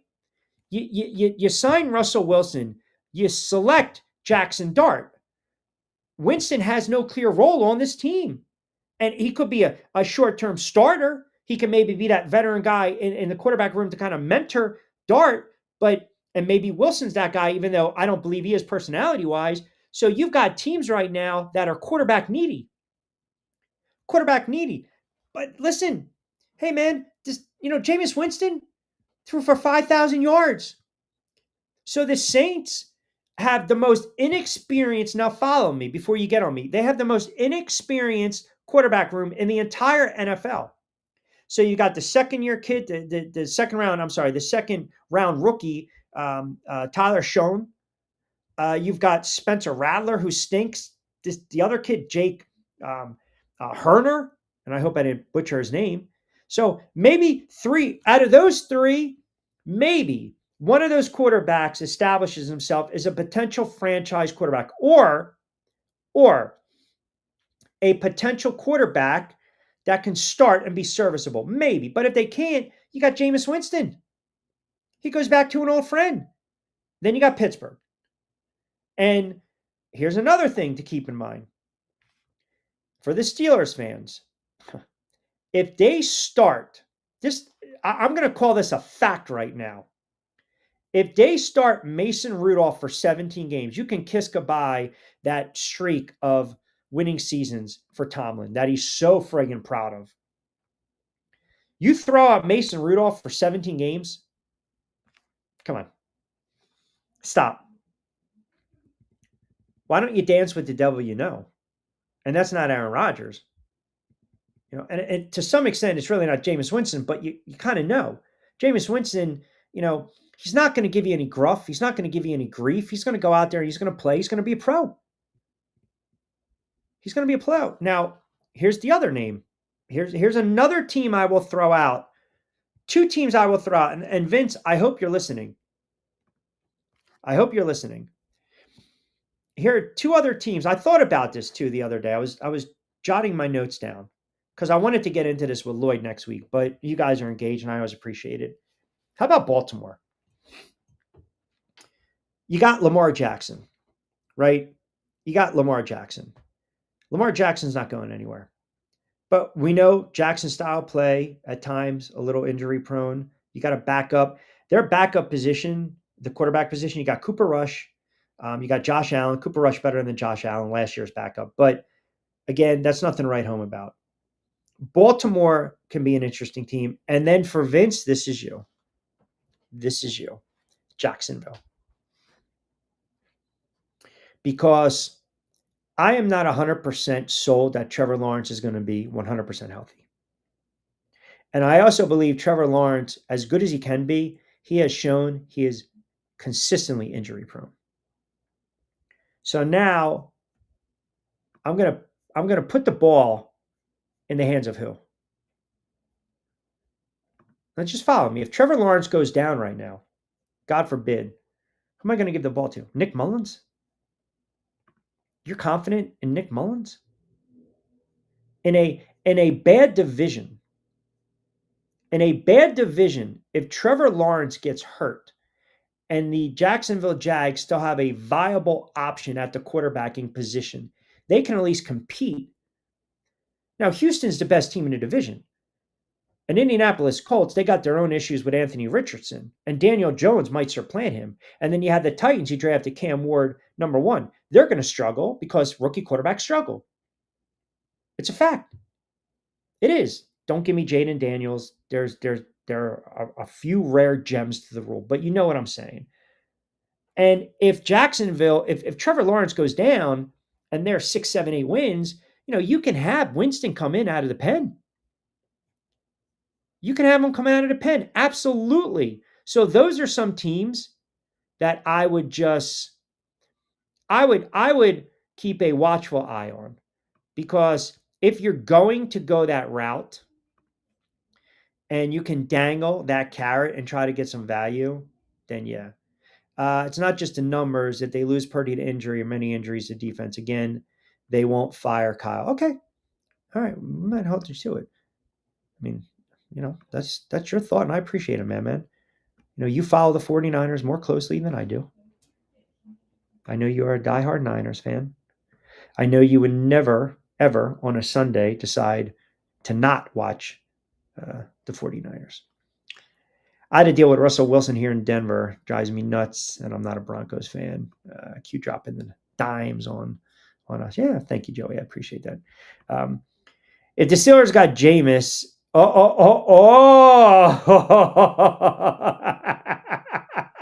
hold on a sec. I need a ruling on this. If the Steelers got Jameis, I would watch just for the pre and post game interviews. Tomlin would have a stroke on the sideline. Still wouldn't root, but would watch. Oh man, you know what? I think we dangled that carrot back, and maybe teased Vince a little bit. I think if the Steelers get Jameis Winston, I think Vince is back. He is back on the wagon. Nick Mullins is the truth. I mean, stop. That's ridiculous. I think he's going to be back. Those are a couple teams to watch. Let me get to some of these comments. What do we got here?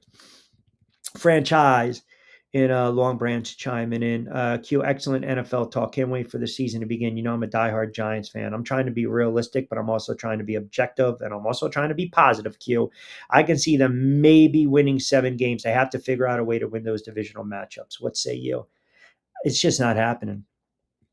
Their schedule's brutal. They're not a good football team. They're rebuilding.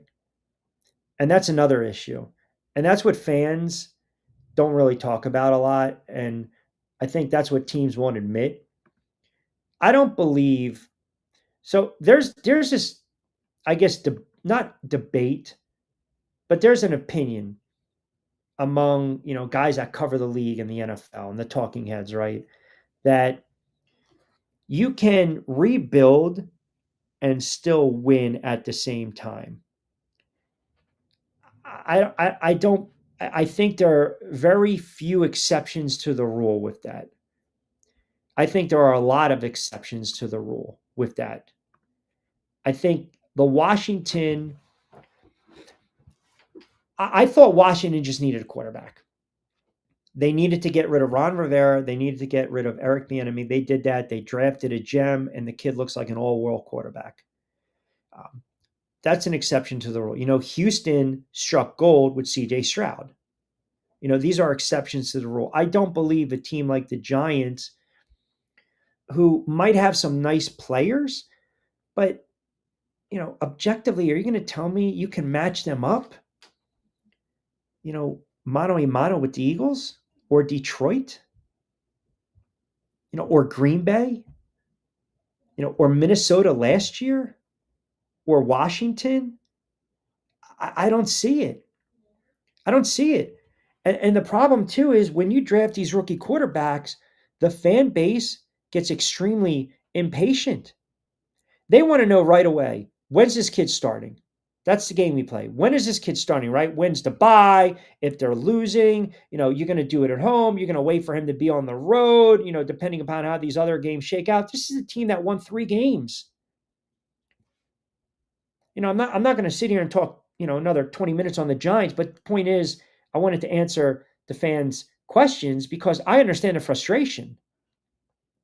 They haven't really given you anything in a long time. You had the run a couple years ago when they beat Minnesota, and other than that, you had to wait till the McAdoo year, 2016, where they should have went on the road and beat Green Bay, and you had all those drops. Victor Cruz, Sterling Shepard, Beckham, Eli threw for 299. That was the boat trip game. Aside from a couple runs, they haven't been a winning franchise. So you keep recycling head coaches, you keep recycling GMs, and you're running into the same problem that teams like a bad Cincinnati team years ago used to do, a bad Detroit team, a bad Tampa Bay team. Insert bad team, Jets, when they were really, really bad, even though they've been a laughing stock as well. Washington, going through the carousel of GMs and head coaches, and then they got rid of all the toxicity with Daniel Snyder. They brought in the right guys. And it starts typically with the GM and the head coach who make that sound decision. And if you can strike gold in the draft and get yourself a franchise quarterback, you're good to go. You're going to struggle to start. But look at Washington. My buddy brought this up last year. I said, man, I think this team's, they got a shot. They got a shot to beat the Eagles. And he texted me back, they arrived a year too early, which tells me he believes that they're going to have a big run this year. They got to the dance a little early. They couldn't stay late. They got there before everyone else. And they surprised teams. Washington and Jaden Daniels, they will not sneak up on anyone this year. They won't. Not when you come out of the blue and you have that rookie campaign and you got your head coach that's pushing all the right buttons and entrusting a rookie quarterback to drop back to pass on 4th and 5, 4th and 6, 4th and 7. Just go out and make a play. Just go out and make a play. And they open up the season against the Giants, Green Bay, Vegas, Atlanta, the Chargers, Chicago, and Dallas. That's before it gets tough. That's before they go on the road against KC, at home against Seattle, at home against Detroit, at home against Miami. They have a stretch 3 out of 4 at home, which helps them. And they got some primetime slots. They get their bye in week 12. But then they come out of their bye, Denver on the road against Minnesota, the Giants, Philly, Dallas, Philly. So they've got a couple quirks in their scheduling. But if Washington can come out of the gate, beat the Giants, go on the road and beat Green Bay, and that will tell people, hey, last year wasn't a fluke. Take care of Vegas. Take care of Atlanta. If they go on the road and say, beat a Chargers team, and they're sitting at 4-1, 3-1, 4-2, 5-1 after 6 games, then it's not a fluke. It's not a fluke. It's very hard to duplicate that kind of success year 1 to 2. And owners don't have patience. Owners don't have patience. Patience is running thin in Pittsburgh. I know it is. I know it is. You can sit there and say all you want about Tomlin, all these great runs of never having a losing season, but if they go out and make this desperate move, I would rather see them get Jameis Winston, who's going to give you no grief, no drama, than Aaron Rodgers, who you don't know is all in. See, that's the problem. That's the problem. Kirk Cousins and Aaron Rodgers right now, mentally, you don't know if they're all in. And if you're not all in, that means you're already out. Aaron Rodgers was not really all in when he came to the Jets. He wasn't. I said it at the time. He wasn't. Aaron Rodgers decided Green Bay is going to do this to me. I'm going to stick it to the rest of the NFL world. I'm going to go to a bad franchise. I'm going to turn them around. I'm going to take them. We're going to make a run through the AFC East. And all of a sudden, if I can get the Jets to the Super Bowl and win it and be MVP, oh my God, I will go down as the greatest quarterback of all time. Period. Forget about Tom Brady. Forget about Montana. Forget about Unitas. Forget about Elway. Forget about Peyton Manning. That's what Rodgers was thinking. But he wasn't all in. He just wasn't. He wasn't fully committed. He just wasn't. And he got one over on the Jets. 4 offensive plays in, has the injury, derails the season, came back last year. He wasn't the same guy. Going on McAfee, I want player A, I want player B, I want player C, I want made concessions. You got to appease me. I'm Aaron friggin' Rodgers. He didn't play very well. He had a couple flashes because typically late in a quarterback's career, that Hall of Fame career, you will get a moment or two where you see a flash of who they once were, not who they are or who they're going to be, because they get old and Father Time always wins. So the Jets got suckered into that and it blew up in their face, and it cost people in the organization their jobs, and rightfully so. And if I'm Pittsburgh, I'm steering clear of Aaron Rodgers. Hell, I'll take a flyer on Jameis Winston. I will. I'll take a flyer on Jameis Winston. He might throw picks, but we might score some points. And he might keep me in some games. And maybe we just sit there, as some of you guys alluded to, and maybe get that 8th win, that 9th win, and figure out a way to, wiggle into the playoffs. I'm not dealing with Aaron Rodgers anymore. It will cost head coaches and GMs their job. I don't understand why people still want to go down this rabbit hole with Aaron Rodgers. There are some quarterbacks and players you steer clear of. You don't get involved with them. You don't. These fans, some of you guys are delusional, thinking this guy is going to give me what he gave. I've seen this before. No, it's not the same quarterback. It's not the same guy. You have to move on. That dog will not hunt anymore. You got to move on. And the sooner some of these franchises realize it, it makes a guy like Aaron Rodgers' decision that much more easier, because he's probably right now sitting, hanging, having a couple pops, maybe a couple gummies, smoking a joke, and finding himself in a hole somewhere, basically saying, how long can I string this out? Because he's all about the attention. He's all about the attention. He wants the spotlight, and he'll be damned if it's on somebody else. He wants the spotlight. It's almost like the Belichick. We talked about this the other day with Belichick. By the way, that June 1st date is right around the corner. They want to know that they're still wanted.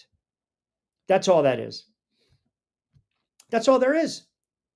They just want to know somebody out there still wants me. Somebody still finds me attractive. Somebody, again, thinks maybe I got a little gas left in the tank. That's all this is right now. It's all smoke and mirrors. Again, perfectly making my case for me. You're gonna listen. If you're that legit Jags fan, you're gonna go out and sign. You're gonna go and trade for Jameis Winston. You're gonna do it. What do we got here? Mikey B chiming in. Q, did the Birds and the 49ers finalize that trade? It looks like they are. By the way, I saw the Vikings extended their GM as well. He did a real nice job. What do we got here? Wow, how about this? Oh, my goodness. This is Jay, who unfortunately is a diehard Jets fan. Q, did you see that? Justin Fields said, quote, I can be great. Laugh out loud. So, here's my thought on Justin Fields. I thought Justin Fields got a raw deal in Chicago. I thought Justin Fields, that offensive line didn't help that kid. He's been sacked almost 200 times in his career. He got sacked 55 times his second season. You saw flashes in year 3. And I thought there were moments last year when he got reps with Pittsburgh. he didn't play particularly bad. And my whole thought with Justin Fields, with the Jets signing Justin Fields, was listen, he's 26. This kid was what, a top 10, top 11? I think it was top 11 or 12 draft pick. He's 25, he's 26 years old. Maybe I can squeeze 5 to 6 years of good football out of him. So I'm weighing the risk to reward. And maybe this kid, maybe he just, again, had to find the right home, if that makes sense. He needed the right fit. I'm not writing Fields off. I'm not. A Trey Lance, I've written off. A Justin Fields, I'm not. I think the kid's athletic. I think if you surround him with a good ground game, which the Jets have, you talk about that defense. Maybe you don't have to go out there and score 24 points. I'm not going to sit here and tell you that it was the 2000 Ravens and Trent Dilfer knew if I got to 17, we were going to win the game after they made the switch from Tony Banks. But if the Jets can play defense and he can support that, not turn over the football and put up 17 to 20, maybe the Jets aren't as bad as I believe they're going to be. But again, they've got the schedule the first 5 or 6 weeks of the season always dictate a team season. Always. It just, you can't get away from it. The tone is set. That first month, man, like, you can dig yourself out of a hole if you're 1-2, 1-3, 2-4. You can climb back to 500. You start seasons 1-4, 1-5, 2-6. You're pretty much done. And the Jets open against the Steelers. They open against the Steelers. Then they play Buffalo. Then they have to go on the road against Tampa and then Miami. Then they come back home against Dallas. If they beat the Steelers, and let's just say an act of God, they beat Buffalo, there's going to be a substantial amount of buzz with the Jets, especially if Fields has like 2 games where he's 20 of 26, 235, and a couple touchdowns and no picks. If they go 3-1 to start the season, and maybe that third win is against Miami in the division, and they already beat Buffalo, there will be a ridiculous amount of buzz about the Jets. Here we go. Sneaker alert, sneaky team. How about the Jets? How about the Jets? I don't know if that's going to happen. I mean, I'm looking at their schedule right now. They closed the season against Miami, Jacksonville, the Saints, the Pats, the Bills. So we'll go on the premise that the Jets beat the Steelers. They lose to the Bills. Tampa and Miami, they split. They're 2-2. I don't think Dallas is going to be very good. They beat Dallas. They lose to Denver at home. They're 3-3. They beat the Panthers. They're 4-3. They lose to Cincinnati. They're 4-4. They beat the Browns. They're 5-4. They had the Pats on the road. I'll give them a win, 6-4. They lose to the Ravens, 6-5. They have a letdown against the Falcons because they typically do. Now you're 6-6. And you've got 5 games to go. Dolphins, Jags, Saints, Pats, Bills. If I said you're 6-6 with 5 games to go, if you're a Jet fan, you're probably going to take it. You're probably going to take it. And no, actually, Vince, I made my point by saying that division's weak, my friend. That division's weak. Tennessee is going to struggle, right? Tennessee is going to struggle because they've got a rookie quarterback. They're still working out the kinks.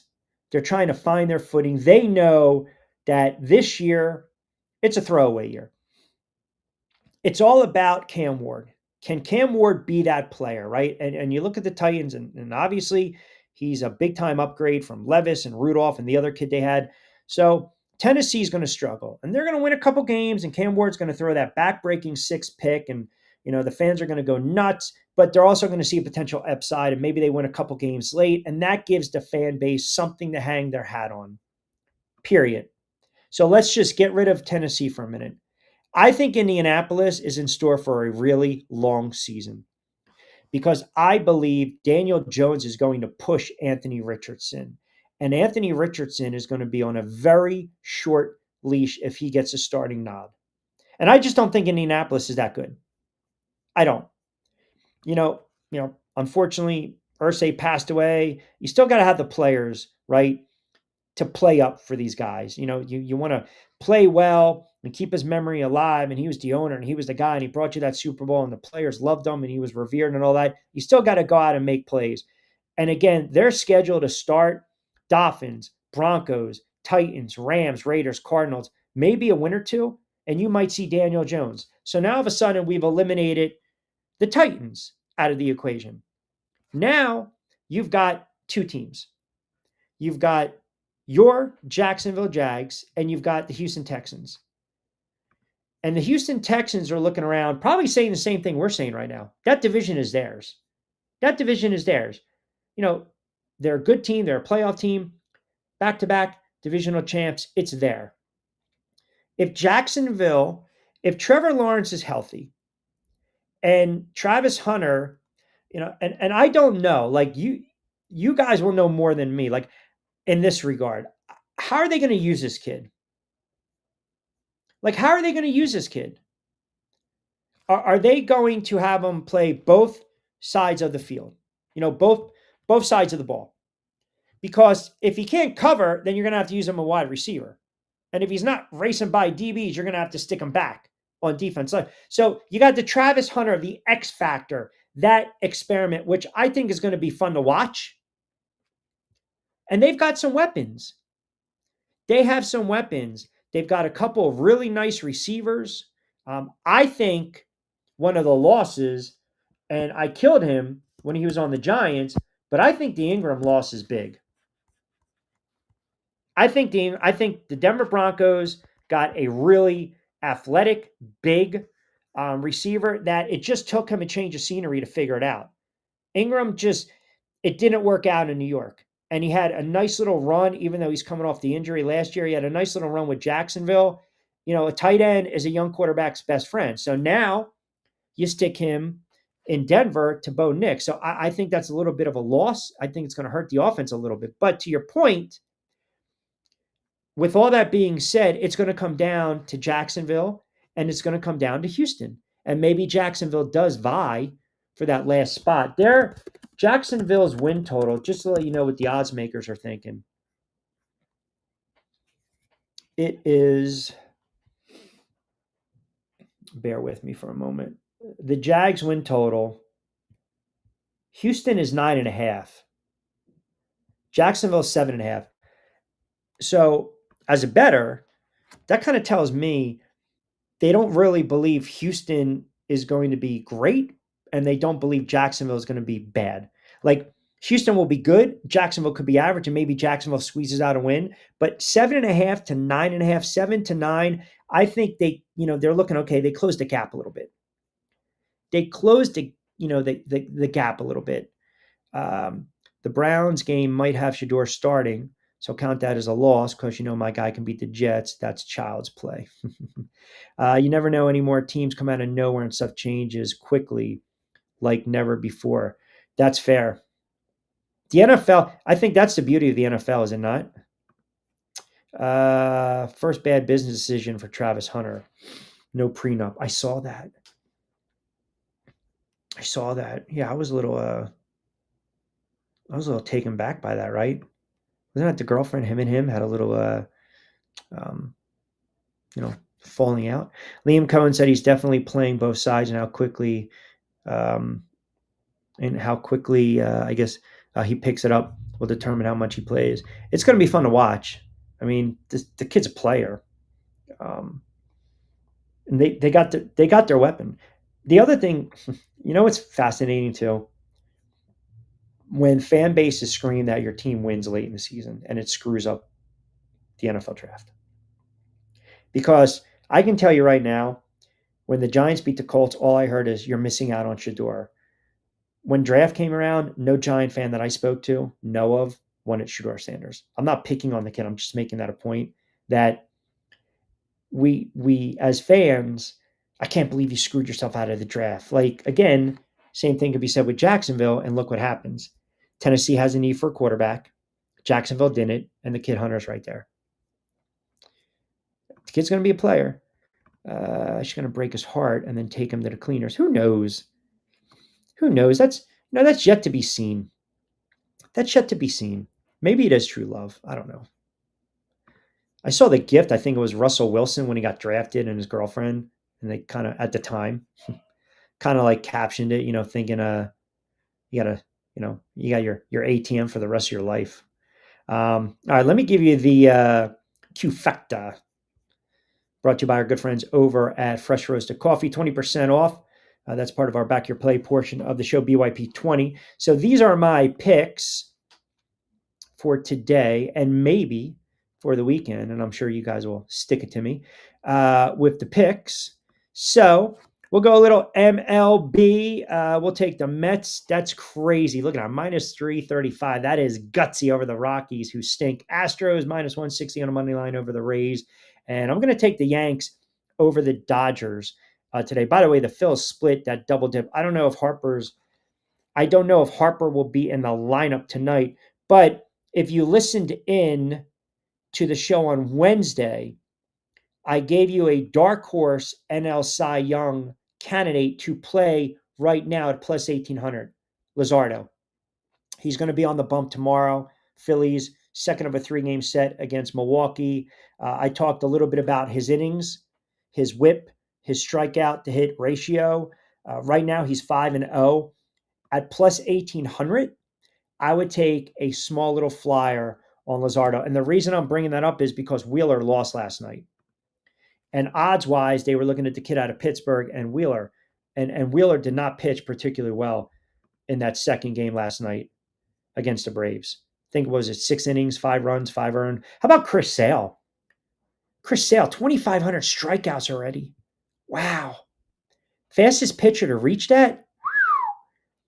That's crazy. He has pitched a long time.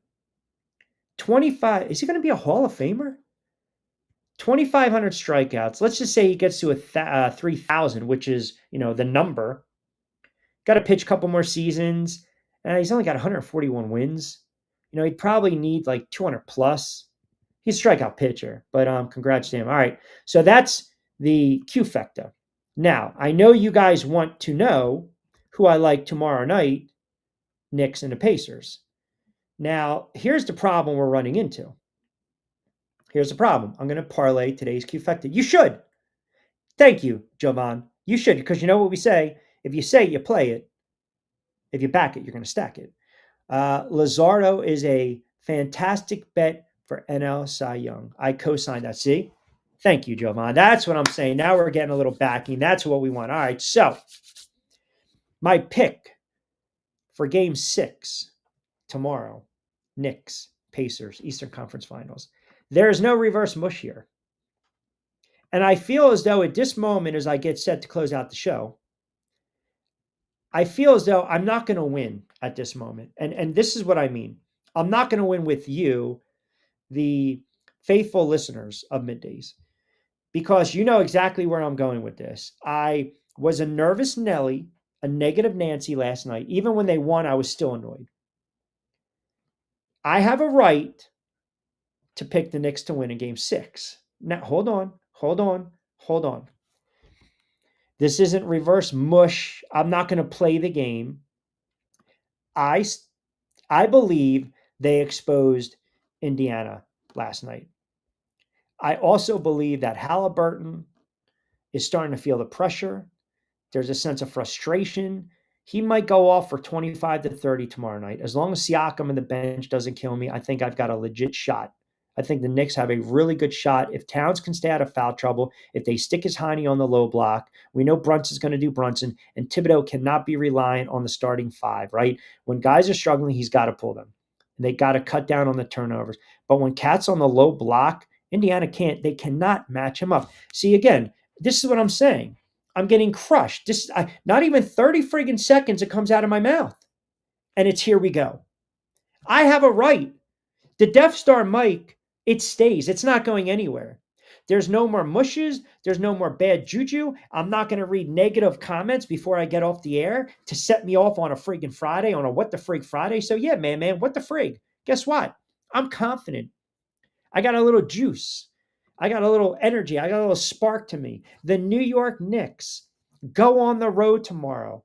Forget about the number. Forget about the 3.5. The New York Knicks win it outright. And I give you the keys to it. It's simple again. Slow down the tempo. Half court offense. Keep them right around 100 to a buck 10.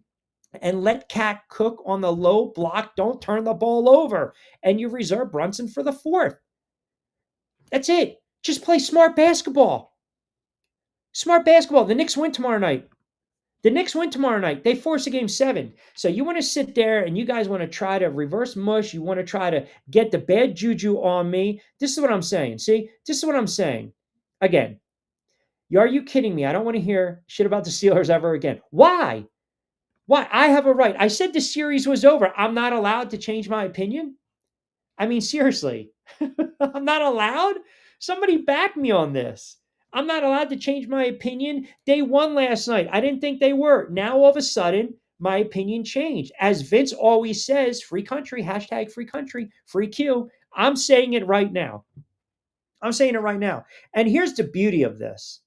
Here's the beauty of this. If they lose tomorrow, then on a Lunas Manolo Man Up Monday, you guys can get on me for 2 straight hours. I don't care. But as a fan, I am allowed, once the mic is off, I'm allowed to sit there and believe that they're going to win tomorrow night in Indiana. And I say it with a straight face. I say it. The Flopper of the Year award goes to Rich Q from Middays with Q. Where would flop like I did think the series was over. I mean, it might not. Listen, let's be fair here, guys. I didn't expect them to win last night, and I did think they were going to get swept after game 1. And I came on the air, and I was very irrational. You guys had to walk me away from the bridge. You all told me to calm down. Again, you.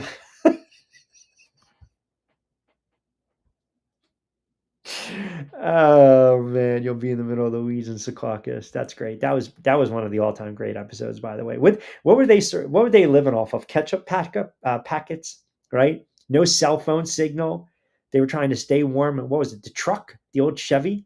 That was a great episode of The Sopranos. Last night they showed me something, but X's and O's wise, I would get nervous. I get nervous when Brunson and Cat are on the floor and they've already been hit with foul trouble because the offense to me gets a little goofy. I read this stat. Bridges has played 646 minutes and he's gone to the line again 14 times. Yeah, that's the Pine Barrens. Yeah, the Pine Barrens episode. I thought that's what you were talking about. You're talking about the Weeds of Secaucus. What? Ah. Okay. Weeds and Secaucus. Okay. All right. That's a good one. That's good. That's a good one. Yeah. I got you. I got you. Yeah. He was happy. Tommy was getting made today. That was a great movie. Not an all-timer, but that was a great movie. Yeah, I'm thinking of the Pine Barrens episode. So I read this stat that Bridges has played 646 minutes and he's gone to the line 14 times. Like, what are these guys allergic to getting to the foul line? Josh Hart, get to the foul line, be decisive. Cat, stop shooting threes. They got a good chance to win it. And yeah, if they win it tomorrow, then I'm going to come on the air Monday and I'm going to be giddy and I'm going to say they're going to win a game 7. Just deal with it. Just deal with it.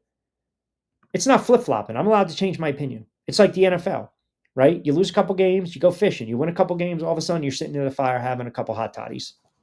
That's how it works. All right, we got to start wrapping it up. I'm not even going to get to some of these comments that I see on X as well.